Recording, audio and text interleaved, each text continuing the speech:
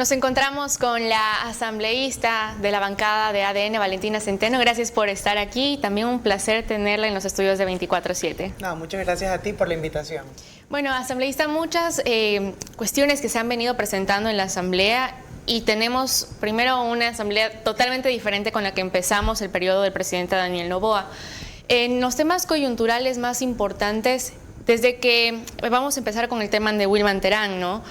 También conocer por qué, si ya se había escuchado o ya se sabía lo que había hablado Wilman Terán en la Comisión de Fiscalización, por qué cuando el presidente de la Asamblea, Henry Kronfle, pide que él esté presente, la bancada no hizo nada para también impedir esto de aquí, sabiendo que también se podía tomar esta oportunidad como se lo hizo Wilman Terán.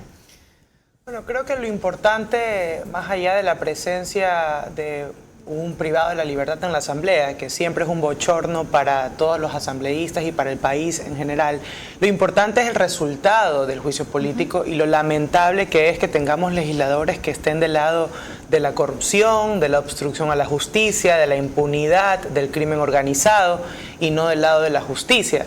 Porque al final del día él está cumpliendo un proceso de sanción en la Asamblea por múltiples accionares que tuvo como presidente del Consejo de la Judicatura, pero salió impune a pesar de estar incluso vinculado al caso Metástasis y a casos extremadamente conflictivos, lamentables para nuestro país. Eso es lo que yo creo que debemos reflexionar los ecuatorianos, la votación y cuál fue la bancada de la Revolución Ciudadana que salvó a un personaje como Wilman Terán. Y usted, con toda esta explicación que nos da, ¿cómo cree que queda la imagen de la Asamblea después de esta votación? Y más aún conociendo también los comentarios de muchos ciudadanos que se han hecho presentes también en redes sociales. Terrible, terrible. Creo que la Asamblea ha disminuido tanto en aprobación desde que no está alineada con una agenda pro país, que es la agenda de la bancada de ADN y la agenda del presidente Daniel Noboa. Cuando estábamos trabajando en conjunto y de la mano del Ejecutivo, todo marchaba bien y la Asamblea estaba por más del 60% de aprobación, pero desde que empezaron a hacer cálculos electorales, algunos creyendo que pueden llegar a ser presidentes o sus candidatos llegar a la presidencia, empezaron a atacar a este gobierno y el daño se lo hacen a la gente. Usted bien lo ha mencionado, vemos una Asamblea totalmente diferente y esto también nos afecta a nosotros los ecuatorianos. ¿Por qué se dio esta ruptura también entre el Ejecutivo y el Legislativo y entre ciertos partidos políticos también? Primero, para salvar a sus aliados políticos. Recordemos que todo también se empieza a complicar cuando capturamos a Jorge Glass y cuando capturamos a Pablo Muentes, dos de los principales líderes del Partido Social Cristiano por un lado y de la Revolución Ciudadana por el otro.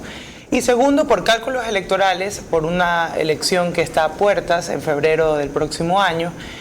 Daniel Noboa es el candidato a vencer, es el que está puntero en las encuestas y pues prefieren aliarse entre ellos para cogobernar que a que llegue un presidente honesto, con valentía, radical como es el presidente Daniel Noboa. ¿Usted cree que este diálogo se pueda volver a abrir entre las diferentes bancadas dentro del Legislativo a favor de los ecuatorianos? Es lo que espero. Espero todos los días cuando voy a la asamblea que sea un pleno tranquilo, que sea un pleno realmente en el que podamos hacer cosas positivas y no un pleno en el que se dedican a atacar al gobierno, al presidente, a su familia, a los ministros y que no los dejan trabajar.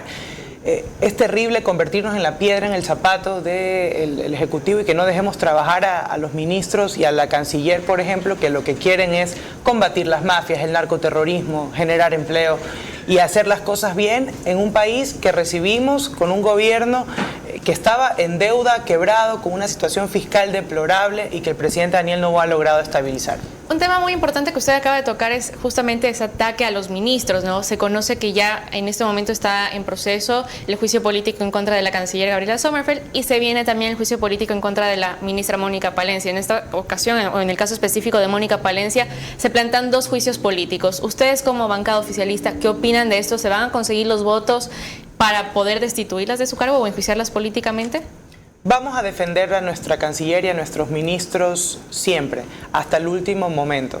Con la canciller, cuando inició el procedimiento, creían que tenían los votos. Al día de hoy ya existen incluso públicamente declaraciones en que no van a apoyar el juicio político, una vez que transparentamos qué es lo que está detrás de apoyar un juicio contra la canciller. Poner al Ecuador ante una vergüenza en la comunidad internacional, Y más allá de la imagen que podemos dar y que quieren victimizarlo a Jorge Glass en un plano internacional ante la Corte Interamericana de Derechos Humanos, también lo que van a juzgar el día de mañana los ecuatorianos, porque son legisladores antipatria quienes están en contra de su propio país, dándole ventaja a un país hermano como México, ¿no?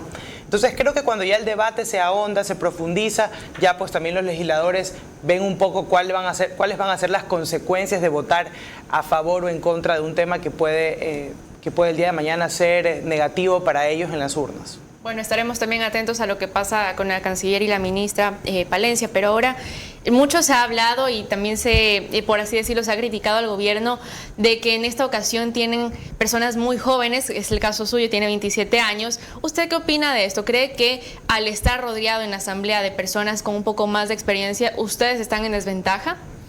Yo creo que en el Ecuador es el momento de los jóvenes, creo que somos la mayoría, esto no lo creo, lo afirmamos por los datos. La mayoría de la población ecuatoriana está entre los 21 y 34, 35 años, por lo tanto corresponde a nosotros dar ese paso al frente, a los jóvenes, a las mujeres, en la Asamblea Nacional, en el gobierno, levantar nuestra voz y no permitir que la vieja política nos silencie o nos reprima. Creo que hacer opinión pública, hacer las cosas bien, es lo que nos caracteriza a nosotros, que venimos con esperanza de que nuestro país puede estar mejor, y más bien creo que es una característica positiva, es una ventaja la que tenemos los jóvenes de hacer las cosas bien en la Asamblea. Claro que sí. Bueno, y asambleísta, para culminar, ¿algún mensaje que quiera dar a todos los ecuatorianos? Bueno, primero que seguiré trabajando por mi provincia, por todos los manabitas, incansablemente hasta el final en la Asamblea, defendiendo los derechos de los manabitas y de las distintas obras que quedaron inconclusas por nuestra provincia. Y segundo, que sigamos teniendo esperanza por un mejor país, por días mejores para nuestras familias, y estoy segura que el presidente Daniel Noboa va a retribuir esa confianza haciendo las cosas bien por el Ecuador. Bueno, asambleísta, le agradecemos y en definitiva estaremos muy atentos también al trabajo que se realice en el legislativo, porque definitivamente en estos momentos es cuando más los ecuatorianos necesitamos esa unión nuevamente.